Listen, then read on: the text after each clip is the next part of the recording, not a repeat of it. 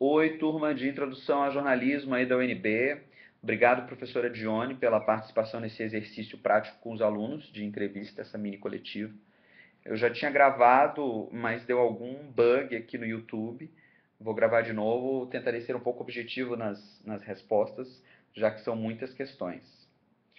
É um prazer falar com uma nova geração de jornalistas. Espero que vocês se deem muito bem nessa carreira que está em transformação, um mercado que está mudando, mas que sem dúvida terá muitas possibilidades para todos vocês. Acho que emprego não vai faltar, ainda que os veículos de comunicação estarão cada vez mais enxutos e até menos importantes na minha avaliação como profissional do meio e como pesquisador também.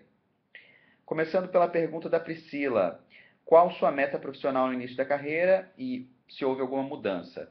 Na verdade, Priscila, eu queria ser repórter, eu escolhi jornalismo porque eu adorava escrever, eu fazia jornalzinho da escola, da quadra, da minha família, desde que eu era pequeno, eu realmente gostava.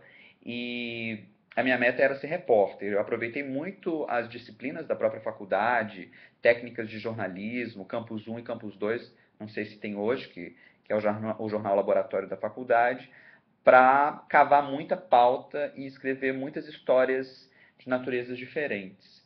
E realmente foi uma surpresa eu me deparar com funções muito mais estratégicas e gerenciais dentro do jornalismo do que reportagem. Eu tive, na verdade, muito pouco tempo como repórter e muito mais tempo como editor e editor-chefe. O Rafael fez uma pergunta muito ousada, Rafael Tsu, perguntou quanto eu ganho. Rafael, eu não vou responder a sua pergunta, porque eu costumo falar isso só para realmente familiares ou amigos muito próximos. O jornalismo, infelizmente, ele não remunera muito bem os profissionais, sobretudo em veículos. Assessorias de imprensa, assessorias de governo pagam melhor os jornalistas. Empreendedores em jornalismo e comunicação digital podem também remunerar melhor. Eu estou satisfeito com o meu salário, ainda mais no cenário de crise do Brasil, crise da economia e também crise do atual modelo de negócios do jornalismo. A Gabriela me questiona como traçar uma trajetória profissional ampla e variada como a sua em menos de 10 anos. Olha, Gabriela, eu aproveitei as oportunidades que apareciam e muitas, talvez todas, de todas elas eu tenha corrido atrás. Estágio, eu queria fazer estágio no maior jornal de Brasília, eu fui atrás do Correio Brasiliense, consegui estagiar, comecei como rádio escuta no Correio Brasiliense. Depois eu passei no estágio da Globo, que realmente foi um grande laboratório, passei por todos os telejornais e sempre tem as seleções da Globo, qualquer um de vocês pode participar, acho que a partir do sexto, sétimo período. E acabei indo para o rádio. Já na faculdade eu tive essa afinidade muito grande com o veículo, sobretudo porque tive uma professora excelente aí na faculdade, a professora Nélia, espero que ela seja professora de vocês também, vocês vão aprender muito com ela. E o laboratório de radiojornalismo na época era realmente muito bom, eu acho que era um dos pontos mais fortes aí da FAC. Então, quando eu tive a oportunidade de estagiar, de ser trainee na CBN, que eu já era formado, eu abracei e quis mesmo aproveitar essa experiência. E eu cobri a crise aérea no Brasil em 2006. Eu era recém-formado, trainee, e não sei se vocês lembram, caiu um voo da Gol em outubro de 2006, ou final de setembro, e houve uma crise aérea após isso, pois se revelou a situação em que estavam os controladores de tráfego aéreo, sob muito estresse, muita tensão. Então, houve uma crise com as autoridades de defesa aérea, e aí eu comecei a fazer um conjunto de fontes no Ministério da Defesa, Aeronáutica, ANAC, Infraero, e eu sempre entrava no Sardenberg, no Jornal de Meio-Dia, atualizando a situação do Aeroporto Internacional de Brasília, com os voos que estavam atrasados, porque era muito atraso mesmo, não era um atraso de meia hora, uma hora, eram atrasos superiores a 7 horas. Então eu dava o servição, né, dos voos atrasados em Brasília, e ao mesmo tempo eu dizia todo o panorama do que as fontes me relatavam, né, como é que estava a crise, algum bastidor interessante.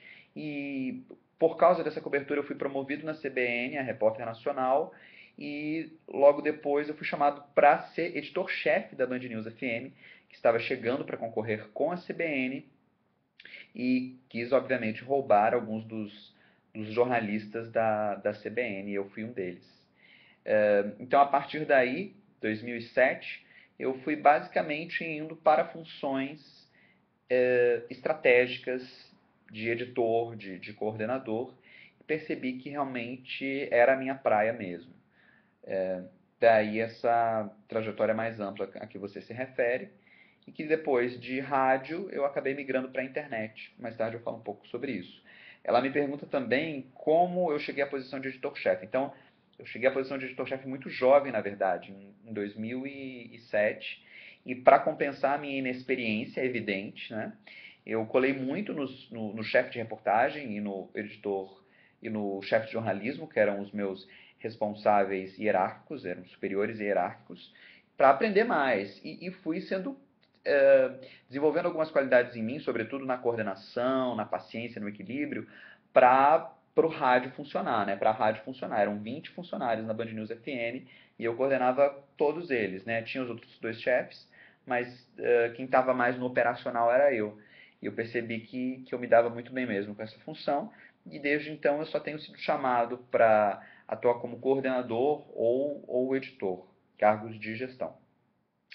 Como eu soube do projeto Brasil Post? Foi por uma matéria do portal Imprensa, se não me engano, informando que o Huffington Post finalmente havia tirado da gaveta essa parceria com a editora Abril para trazer o Huffington Post para o Brasil. Eu já conheci o Huffington Post desde 2011, quando eu estava estudando fora, sabia que era o grande site do exterior, com essa pegada pop e irreverência. E na época, em 2013, eu estava no portal R7, estava um pouco insatisfeito, assim, eu gostava do portal, mas eu não gostava muito da linha editorial do portal. E quando eu vi que o Huffington Post ia vir para o Brasil, caramba, eu quero participar e tal. E o cara que dava entrevista, o cara que seria o diretor editorial, Ricardo Anderaus, foi colunista da Band News FM, onde eu tinha trabalhado 6 anos antes. Então ele não me conhecia porque ele era de São Paulo, eu era de Brasília, aí onde vocês moram. E o que eu fiz foi caçar na internet qual era o e-mail dele e fui na maior cara de pau, mandei meu LinkedIn, mandei meu currículo e tal, falei que eu adorava o veículo, que eu seguia desde 2011 e que eu achava que eu poderia contribuir, estava num dos maiores portais do Brasil e que, enfim, poderia defender o projeto editorial. E o Anderaus gostou muito do meu currículo. Eu tinha feito mestrado em mídias digitais fora, né? Eu acho que isso também foi um peso forte. Teve um peso forte. E aí depois fui para as entrevistas, foram acho que umas 3 entrevistas, e no final eles ficaram comigo para ser editor de notícias. Na verdade, foi o primeiro cargo que eu tive no Brasil Post. Depois, posteriormente, que eu fui promovido. E, enfim, muito feliz ter ido para o Brasil Post. Gente, estou falando demais, né? Mas enfim, vocês que fizeram tantas perguntas. A Neirilene Raquel pergunta qual é a minha rotina de trabalho atualmente, como era antes de ser editor-chefe. Nossa, atualmente é uma loucura. É uma loucura, ainda mais porque o diretor que me contratou lá atrás, o Ricardo Anderaus, ele não trabalha mais. A vaga dele foi extinta nesse processo de enxugamento de redações, que evidentemente não é só na Editora Abril, é em vários veículos de comunicação. Então hoje eu também dou conta de algumas atividades dele, eu acabei abraçando outras responsabilidades.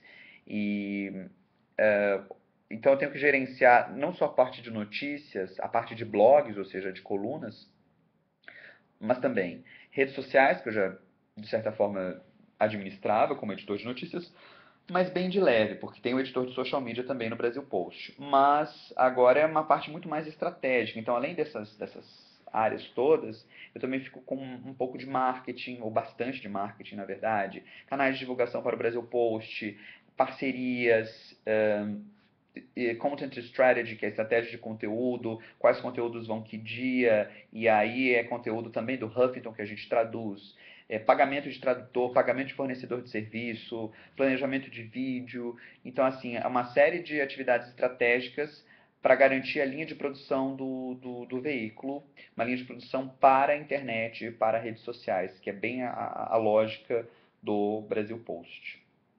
A minha rotina é essa, então. Antes, como editor de notícias, eu estava muito mais focado no noticiário mesmo, assim, qual que é a pauta do dia, o que saiu na Folha de São Paulo que é relevante, vamos assistir Jornal Nacional, era uma coisa muito mais hard news ainda, redação um pouco mais tradicional. Hoje eu estou numa posição muito mais estratégica e com muito mais variedade nas atribuições. A Luana Gonçalves pergunta quais as principais diferenças do mercado de Brasília e de São Paulo. Olha, Luana, eu sempre ouvi que o pessoal de São Paulo trabalhava demais, que o pessoal é workaholic e tal, mas aí em Brasília a gente trabalha pra caramba também, viu? Não tem essa de que em São Paulo se trabalha mais que em Brasília. É, a grande questão é que o mercado de Brasília de jornalismo é muito focado em poder, né? Relações governamentais, se você trabalha com assessoria, até lobby e tal, mas muito cobertura de poderes, legislativo, executivo, judiciário. E aqui em São Paulo você tem um noticiário mais diversificado. Então tem cobertura de empresas, cobertura de economia e cobertura de celebridades também, né? Que é uma coisa que em Brasília eu nunca tinha lidado diretamente. E aqui tem uma cobertura de diversão que é muito forte. Então quem gosta mais de soft news, cultura, diversão, são Paulo pode ser uma boa pedida. Não que em Brasília também não haja isso, mas aqui, digamos, o eixo Rio-São Paulo tem muito mais essa galera do métier cultural que é mais famosinha. Então, eu percebi que há um pouco mais de visibilidade para esses temas aqui em São Paulo. Brasília é muito focada em política. Todos perguntam: você passou por várias áreas do jornalismo, foram escolhas suas ou se devem à crise na profissão? Então, gente, é o seguinte: graças a Deus, até hoje eu nunca fui demitido, mas eu acredito que eu possa ser a qualquer momento, justamente por conta da crise no modelo de negócios do jornalismo tradicional, muito focado no jornal impresso, no modelo top-down. Hoje é uma coisa muito mais horizontal, os leitores são produtores de conteúdo, já que todos hoje temos um smartphone, estamos conectados às redes sociais, então qualquer um pode ser um produtor de conteúdo. Por isso que o jornalista fica cada vez mais como um curador de conteúdo, porque os conteúdos estão todos por aí. Até os dados, né, que podem ser investigados, e jornalismo de dados é também uma outra tendência. Mas o bom jornalista hoje é um bom curador de conteúdo, é o cara que vai agregando as melhores informações, seja dos veículos tradicionais, seja das próprias redes sociais de pessoas comuns.